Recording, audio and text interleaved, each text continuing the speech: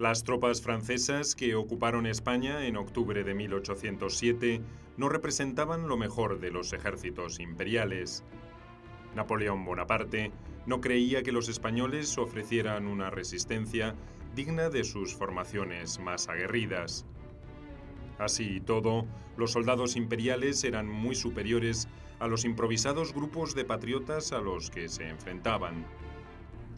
Estas diferencias se notaban fundamentalmente en las campañas a campo abierto, pero perdían eficacia cuando los combates se desarrollaban en ciudades amuralladas. La abnegación y el heroísmo de los defensores suplió su falta de preparación. A un coste terrible, Zaragoza y Gerona fueron los ejemplos más notables del sacrificio al que estaba dispuesto el pueblo.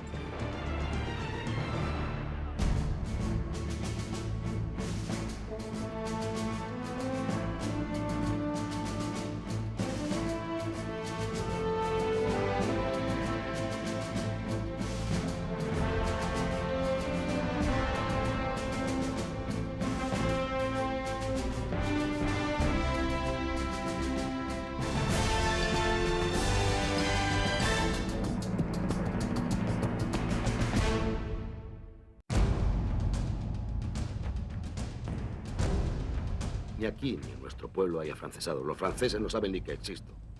¿No será una locura seguir luchando? ¿Qué estás diciendo, Damaso? ¿Es que vamos nosotros solos a derrotar al amo de Europa? Lo será de Europa, no de España. Zaragoza sigue resistiendo el sitio. La insurrección no está sofocada en muchas partes y en Andalucía se están concentrando todas las fuerzas dispersas. Los ingleses están de nuestro lado. Los dos sitios, que sean los dos sitios de Zaragoza, con el sitio de Gerona y los dos personajes destacados, o sea, Palafox y Álvarez.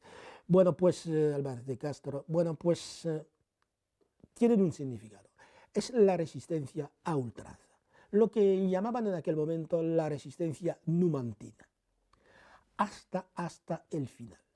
Realmente Zaragoza, en el primero de los sitios sobre todo, que es el más característico, el primero de los sitios lo que significa es cómo una población civil va a hacer frente al más poderoso ejército de la Europa del momento. Y lo va a hacer como consecuencia de una serie de ingredientes que consiguen construir un bloque de resistencia que hasta ese momento era difícil de sospechar.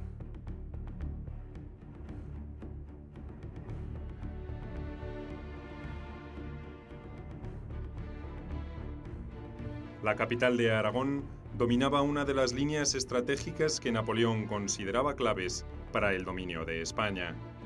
La primera corría en diagonal al oeste y al sur de Francia hasta Burgos y Valladolid. Era el camino obligado hacia Madrid y luego hacia la frontera portuguesa. La segunda descendía por el Valle del Ebro hasta el sur de Cataluña. Zaragoza, controlada por los patriotas desde la insurrección de mayo de 1808, se convirtió en objetivo primordial en los planes franceses. Manuel Godoy, el poderoso ministro de Carlos IV, había dejado a Aragón sin tropas regulares para reforzar otros puntos más expuestos de una España en guerra con Gran Bretaña.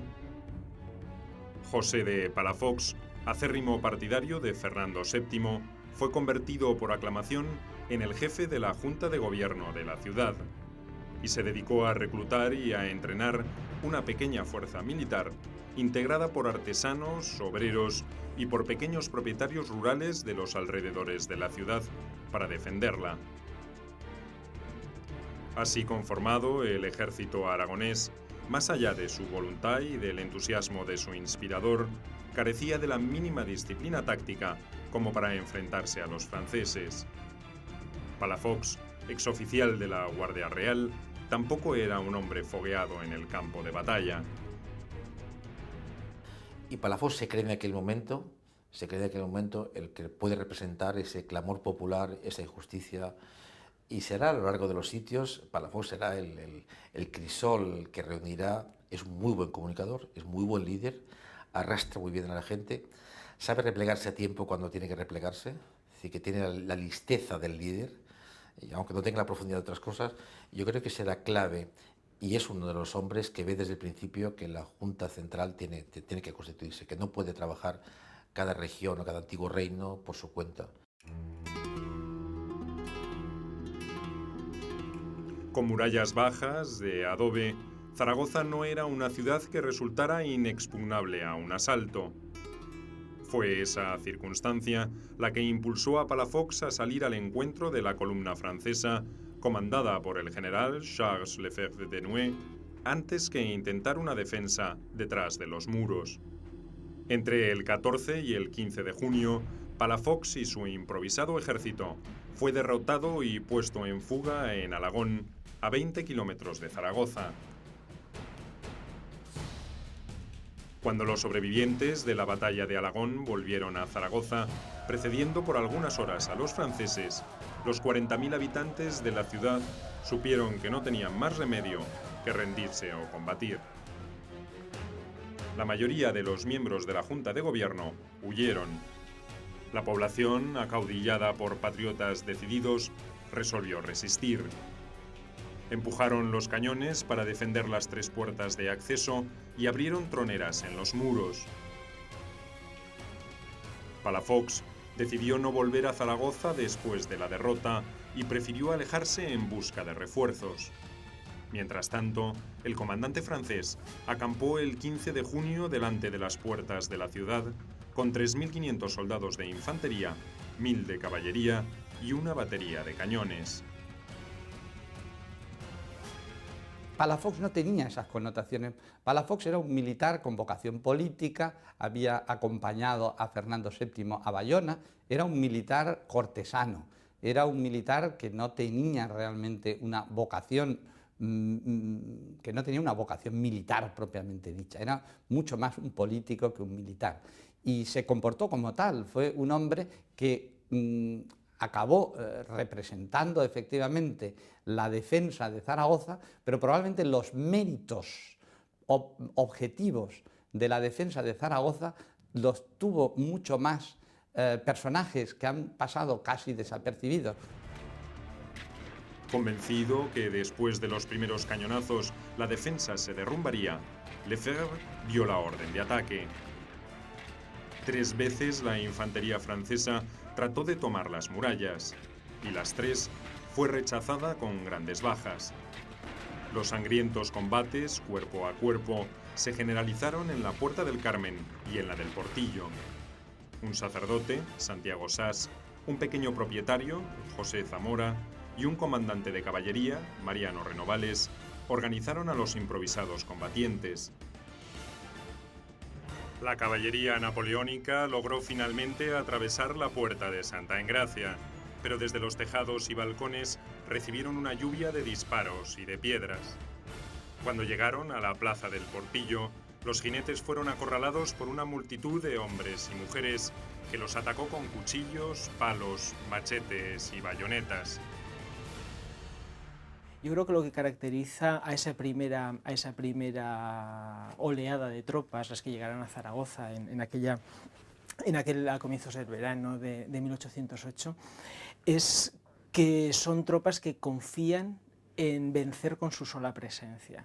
Es decir, no son tropas preparadas ni en disposición de iniciar una campaña sólida frente a un enemigo que todavía está por dibujar. Es decir, el enemigo en ese momento todavía no ha mostrado siquiera su rostro. Es decir, Zaragoza es una invención.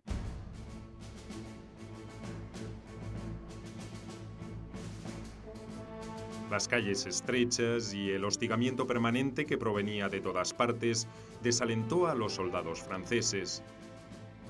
Un oportuno refuerzo de tropas catalanas al mando del coronel Francisco Marcó del Pont, que entró por el lado norte de la ciudad, obligó a Lefebvre a tocar retirada.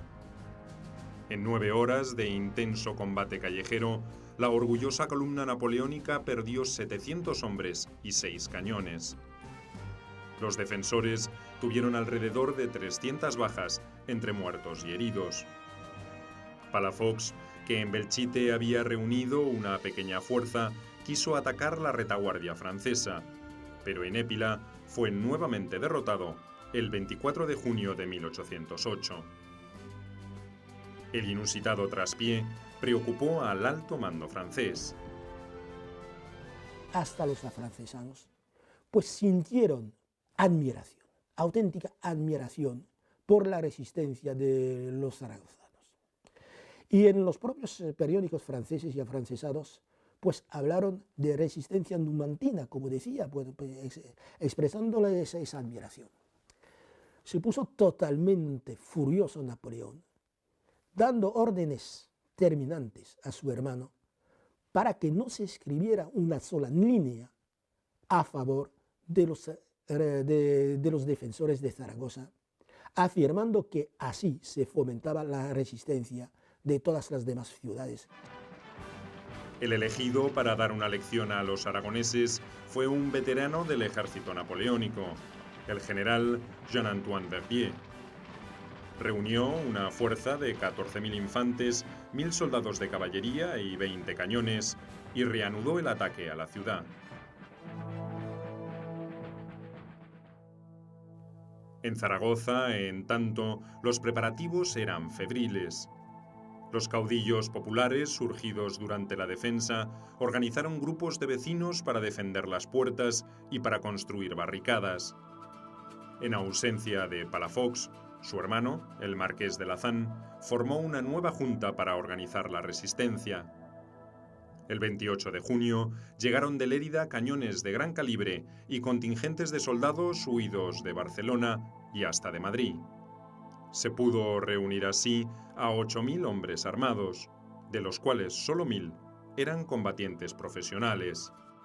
Nunca el emperador pensó en una resistencia nacional de lo que después se va a llamar la nación en armas, que es un concepto que surge en Prusia en la segunda mitad del siglo XIX, pero esto desconcierta absolutamente al emperador y a los generales franceses, a pesar de que había habido informes por parte de algunos agentes, como uno de ellos, el más conocido de todos ellos, es el del gentil hombre Tournon, que hablaba de que había un espíritu, se habla ya de espíritu nacional, que está entusiasmando a los españoles para enfrentarse al ejército ocupante.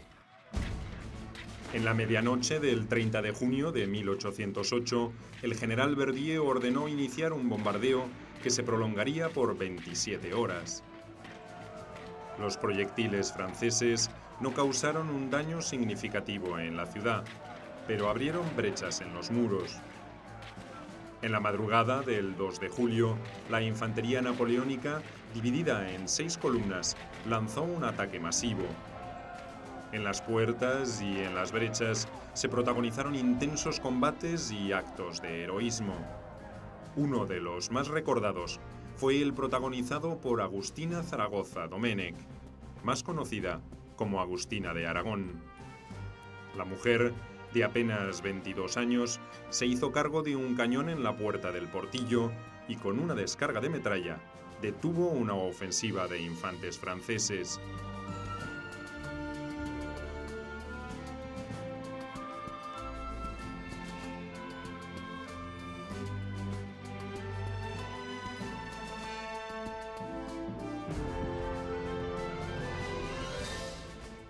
La propia sociedad zaragozana, que en primer lugar supo y pudo fortificar de manera improvisada la ciudad, que no hay que olvidar que en contraste con Gerona, Zaragoza era una ciudad no fortificada, Gerona sí, Gerona tenía fortificaciones, y sobre todo el papel de las mujeres, el papel espontáneo de unas mujeres que hasta entonces jamás habían adquirido un protagonismo directo en la guerra y que precisamente en Zaragoza, sobre todo naturalmente a través de la figura simbólica trascendental de Agustina de Aragón, realmente van a representar a la sociedad civil frente al enemigo francés como nunca se había representado. Palafox había retornado a la ciudad con 1.300 hombres y asumió el control de la defensa. A lo largo de todo el día, los franceses chocaron contra los derruidos terraplenes, pero no lograron penetrar en Zaragoza. El general Verdier resolvió entonces cambiar de táctica. Mandó cavar trincheras, bloqueó la carretera del norte, que cruzando el Ebro unía a la ciudad con el resto de Aragón, y sitió a los defensores. Palafox impuso en consecuencia disciplina marcial y racionamiento estricto a los habitantes. Hay que ver que Palafox pues mantuvo pues un ánimo de defensa absolutamente extraordinaria.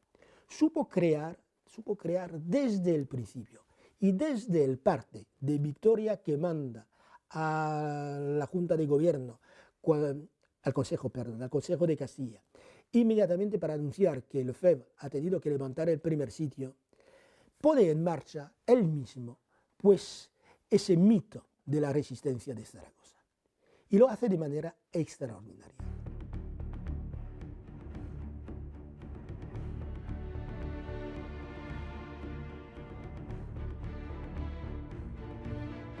Entre el 31 de julio y el 4 de agosto, Zaragoza volvió a sufrir un constante bombardeo. Esta vez, los proyectiles demolieron gran parte de la ciudad y comenzaron a mellar el ánimo de sus habitantes. Las noticias de un gran triunfo español en Bailén impidieron que la desazón se transformara en pánico cuando el 4 de agosto los franceses reiniciaron el ataque. 300 metros de muralla habían sido reducida a escombros y por esos huecos la infantería napoleónica consiguió penetrar en la ciudad para enfrentarse con los defensores en un combate calle por calle. A pesar de las bajas sufridas, los franceses llegaron al Coso, la arteria principal. El Lefebvre es ímpetu, es ardor, es maniobrero, es un hombre más que lleva una carrera muy buena, se sabe muy bien observado por Napoleón, tendrá luego una carrera, será una carrera brillante, pero no se distingue por el aplomo ni por la prudencia o eso que tiene que tener un general que actúa solo y que tiene que ocupar, incluso con rentabilidad. Yo me he preguntado muchas veces también, bueno, ¿era tan necesario para el ejército francés ocupar la plaza de Zaragoza calle por calle? ¿O hay aquí ya una especie de pundonor, o hay ya una especie de agarrarse al orgullo para decir, bueno, esos caerán pase lo que pase?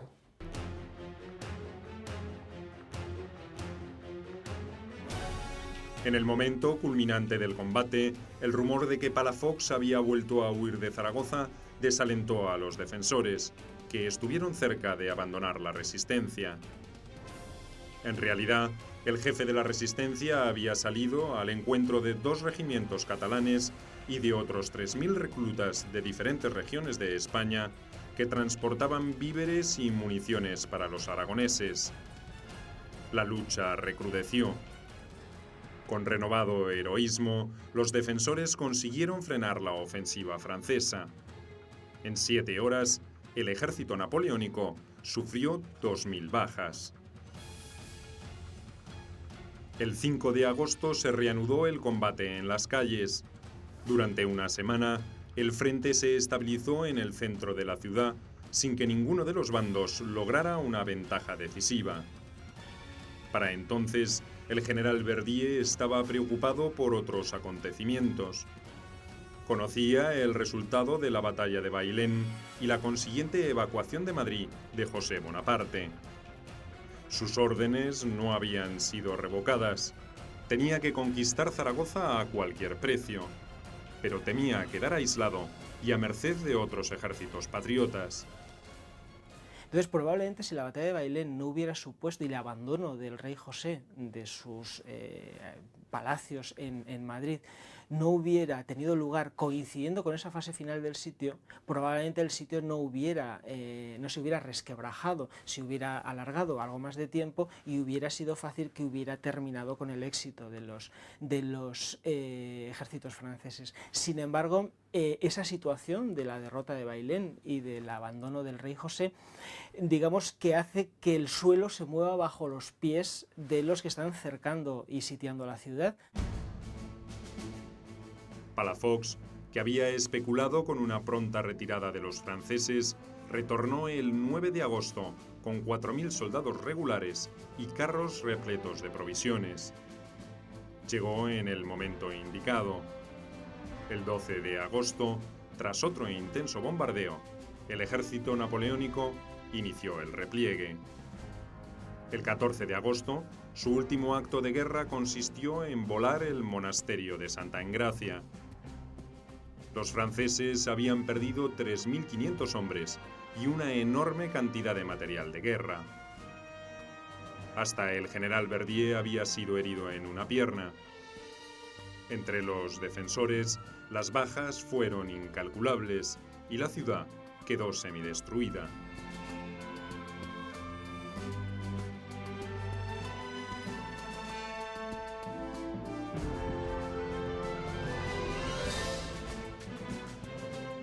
Palafox es el ejemplo típico de general mediático, un hombre que tuvo un olfato extraordinario para darse cuenta de la importancia de los medios y que supo construir el mito de los sitios, lo cual es atípico totalmente después del primer sitio de Zaragoza. En el receso posterior al primer sitio de Zaragoza, él ya estimuló una imagen extraordinaria del heroísmo de los defensores de Zaragoza, fabricó él el mito de Agustina de Aragón. La construcción del mito del sitio de Zaragoza se produce mucho antes de que Zaragoza fuera tomada.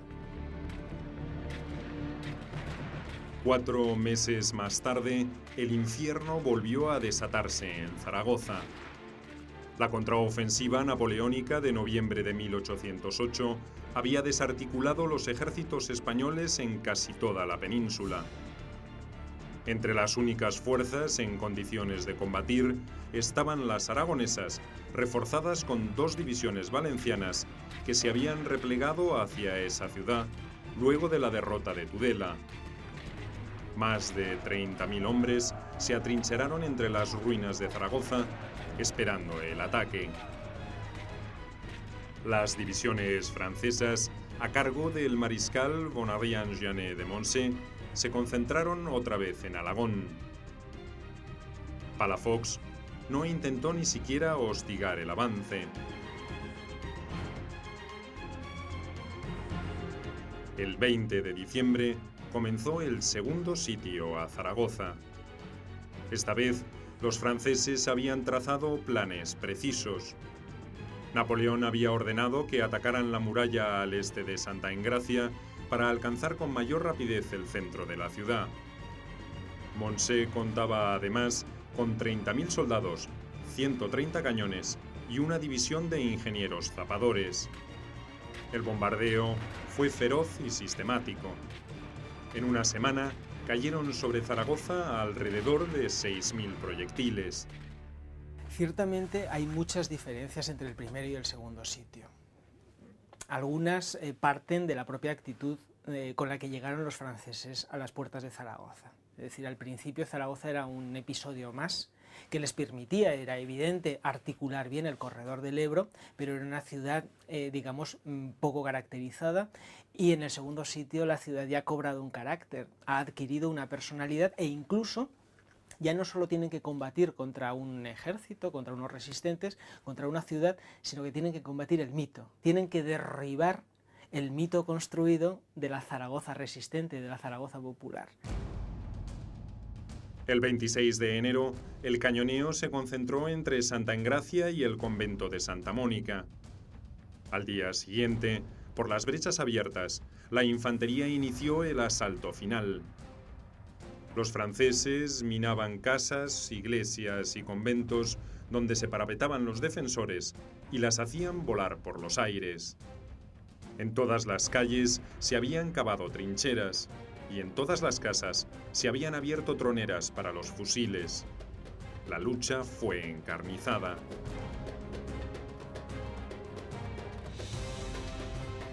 Ya la guerra de independencia es la primera guerra moderna, según algunos, en la cual la población civil sufre las consecuencias. Ya no son las guerras aquellas en que en campo abierto se encontraban 2 ejércitos Yo de todas formas siempre mantengo que la frontera entre población civil y población militar es muy marcada, así que del momento que los soldados se iban por levas, por quintas, tal, bueno, lo único que eran civiles vestidos de uniforme, pero a lo mejor a la guerra no querían ir. Así que la frontera entre, pero bueno, el modelo o el prototipo sí de guerra, la guerra de independencia ya involucra claramente a la población civil. La falta de víveres y las enfermedades agravaron la situación de los sitiados. El 18 de febrero, los franceses ocuparon la margen norte del Ebro y desde esa posición bombardearon lo que quedaba de la ciudad. Palafox, que había caído enfermo, delegó el mando a una junta cuando solo quedaban 3.000 soldados en condiciones de seguir luchando. El mariscal Lannes intimó a la rendición y la junta decidió negociar. El jefe militar francés accedió a otorgar un perdón general a cambio de que la guarnición abandonara la ciudad y depusiera las armas. Conmovido por el espectáculo, Lannes escribiría poco después: «Para conquistar allí una corona hay por lo pronto que matar una nación». Muchos militares franceses, no todos, claro, pero muchos militares franceses van a tener muy mala conciencia de la maldita guerra de España. Hay que ver que la mayoría de esos militares franceses y los altos mandos en especial procedían del ejército de la Revolución.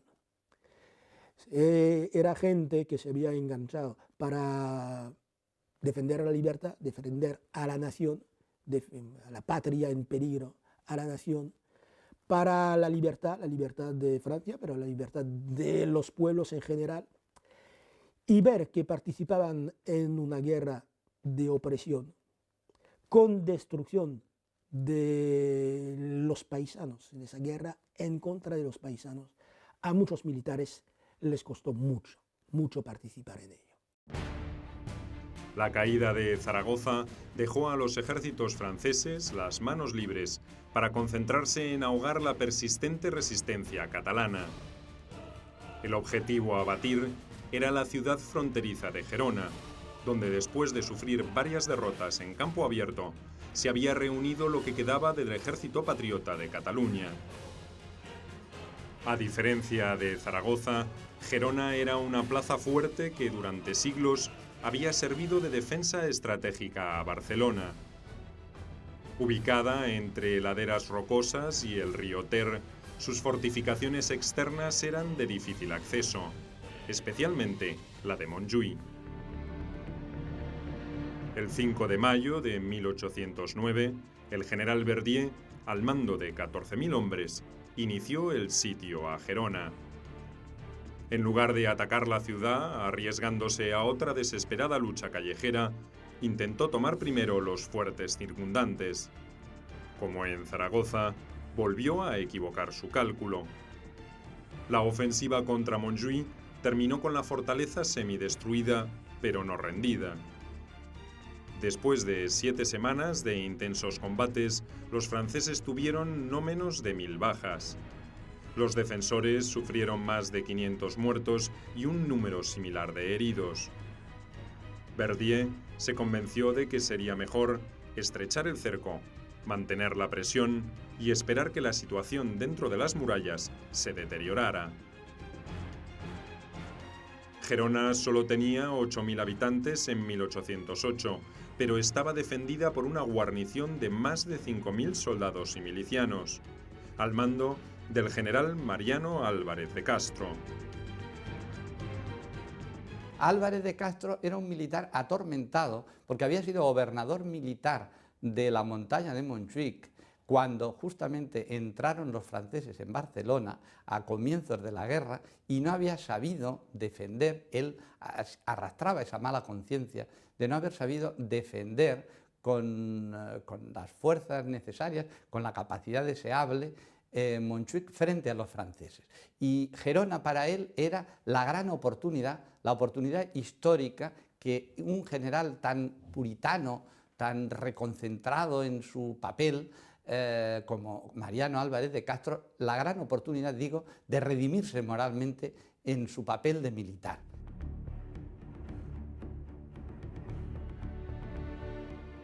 Severo y convencido de su meta, no estaba dispuesto a rendirse aunque tuviera que someter al martirio a toda la población. Carecía de talento como militar, pero supo organizar con eficiencia y dedicación la defensa hasta en los menores detalles.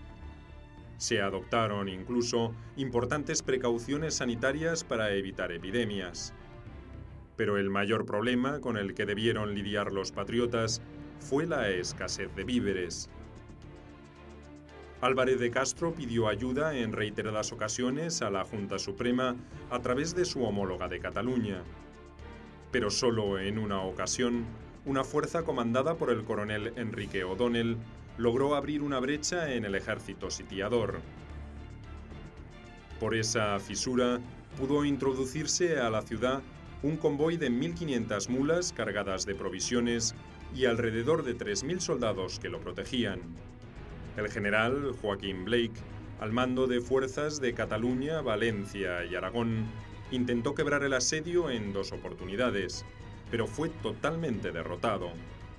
Cuando finalmente cayó Gerona en manos de los franceses, se suscitó toda una polémica que no era nueva, por otra parte, en Cataluña, que había existido también cuando Barcelona fue sitiada por los franceses en 1697, que es la polémica en torno a si había habido suficiente colaboración o no del ejército regular español en la defensa de Gerona.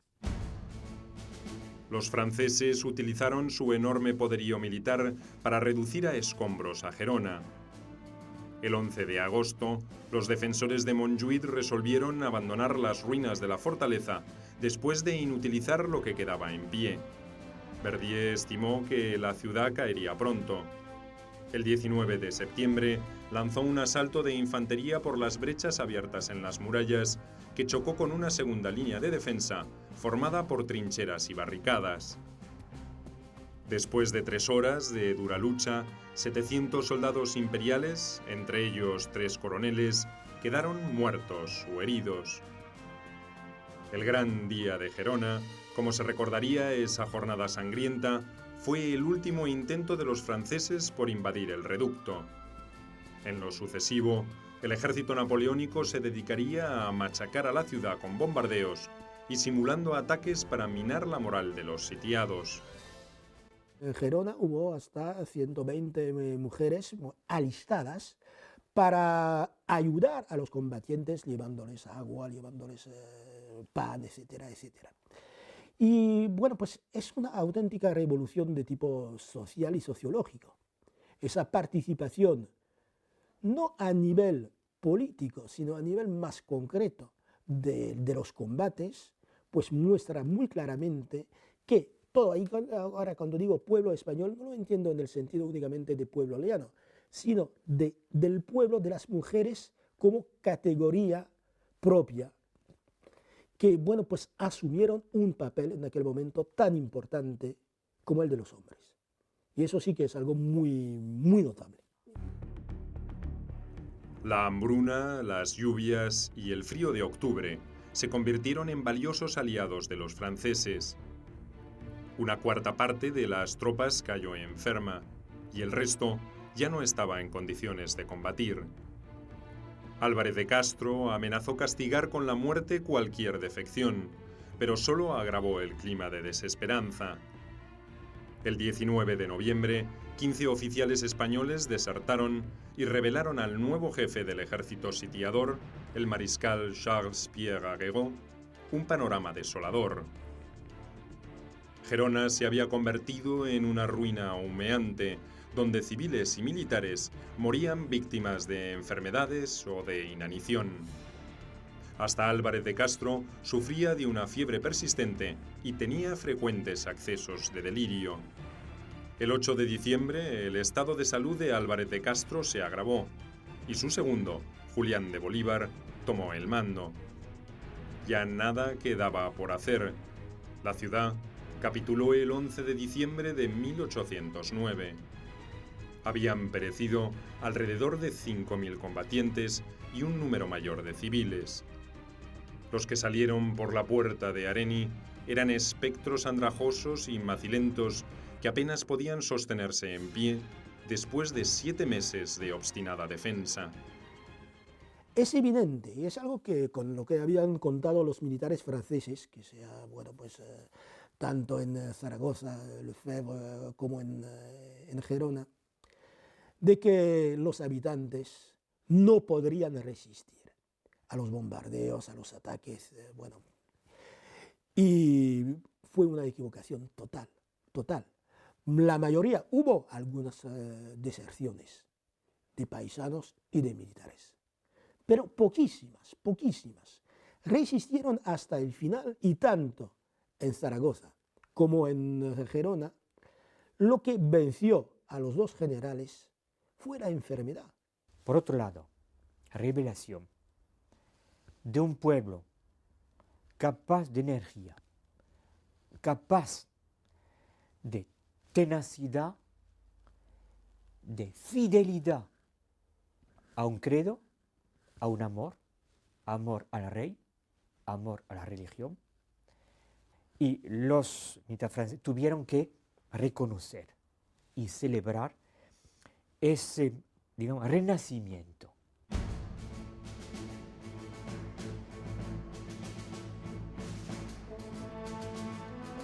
La resistencia hasta las últimas consecuencias de ciudades mártires como Zaragoza o Gerona despertaron admiración en España, pero su utilidad militar fue dudosa según algunos especialistas, pues muchos soldados veteranos y valiosos oficiales, además de pertrechos bélicos, se perdieron en esas heroicas defensas. Claro que otros especialistas opinan justamente lo contrario. Los soldados y paisanos reunidos en esas desesperadas defensas pudieron enfrentarse en igualdad de condiciones a los expertos generales franceses y a sus fogueadas tropas, y entretuvieron, agotaron y desmoralizaron a miles de soldados napoleónicos, hasta entonces invencibles. Esas resistencias alentaron la lucha de todos los patriotas en España entera. A partir de ese momento, a comienzos de 1810, la Guerra de la Independencia tomaría ahora otros rumbos, donde la intervención inglesa sería decisiva.